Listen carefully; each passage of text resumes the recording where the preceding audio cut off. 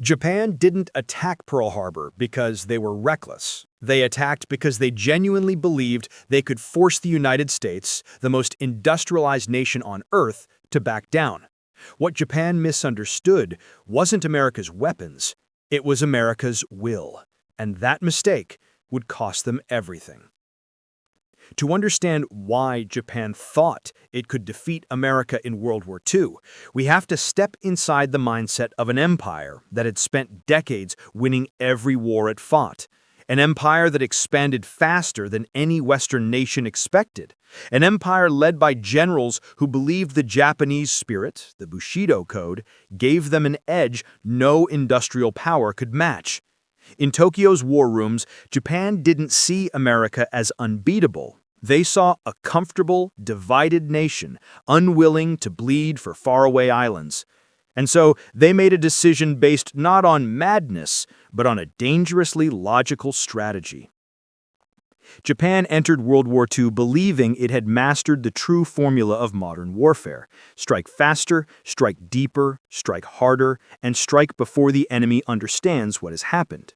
For decades, Japan had risen from a feudal nation to a world power at stunning speed, winning wars against China and even defeating Russia in 1905, an event that shocked the world and convinced Japanese leaders that their military spirit was superior to any Western force. By 1941, their confidence had become certainty. They viewed Americans as soft, overly materialistic, and unprepared for a long, brutal conflict.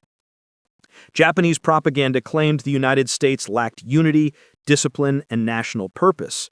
And to the Japanese high command, America's political disagreements and isolationist mood seemed to prove the point. If Japan could deliver one devastating blow, destroying the Pacific Fleet at Pearl Harbor, seizing the Philippines, Guam, Hong Kong, Malaya, and the Dutch East Indies, then America would be faced with a brutal choice. Fight across thousands of miles of ocean, through fortified island chains at staggering cost, or sign a negotiated peace that would leave Japan's new empire intact. Japan's strategy wasn't about conquering America. It was about breaking American morale. Japan believed wars were won not just on battlefields, but in the minds of national leaders. They believed America's industrial strength was meaningless if the country lacked the will to use it. The plan was breathtakingly bold. Destroy America's ability to fight in the Pacific, create a defensive perimeter so strong it would bleed any invading fleet dry, and force Washington to accept Japan as the new dominant power of Asia.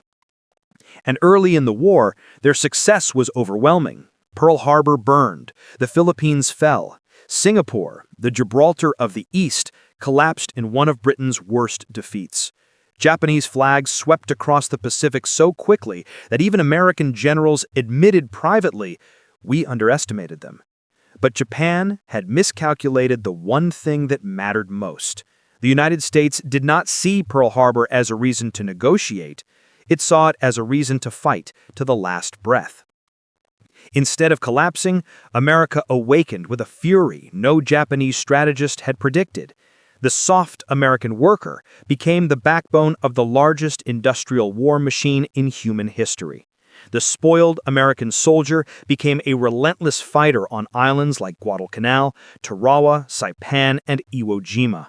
Battles so brutal, even Japanese commanders were shocked by the U.S. willingness to suffer and keep coming.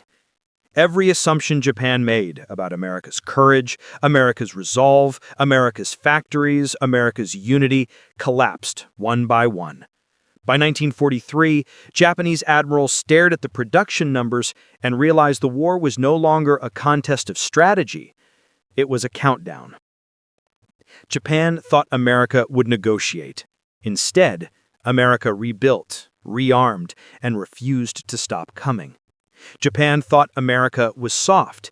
Instead, America fought harder than anyone expected. Japan thought it could win quickly. Instead, it awakened a country capable of fighting forever. In the end, Japan didn't lose because it was weak.